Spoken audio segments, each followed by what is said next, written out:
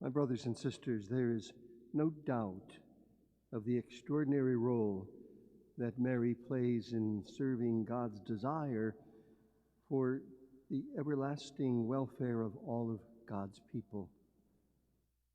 As I said at the beginning of this liturgy, there is no specific reference to all this in the Scriptures, but it has always been thought most fitting that the mother of Jesus Christ, the Mother of God, should have received this honor. Through God's grace, Mary was born without sin. He conceived through the power of the Holy Spirit and gave birth to Jesus according to the divine plan for the redemption of all the world.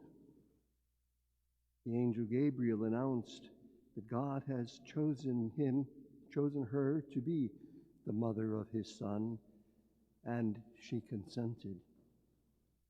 He set off to visit her cousin who was with child as part of God's holy design.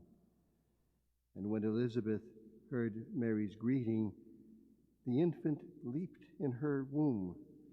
Elizabeth cried out in that loud voice, "Blessed are you among women, and blessed is the fruit of your womb." Yes, there is no doubt of the extraordinary role that Mary has played in serving God's desire for the everlasting welfare of all God's people. Pope Benedict XVI, in celebrating the Assumption, has said at one time, "In God there is not only room for humankind, in humankind there is room for God." This too we see in Mary, who bears the presence of God, a great heart, the presence of God in the world, room for God within us, and room for us in God. Brothers and sisters, in meditating on this feast today, we celebrate Mary is the dawn and the splendor of the Church triumphant.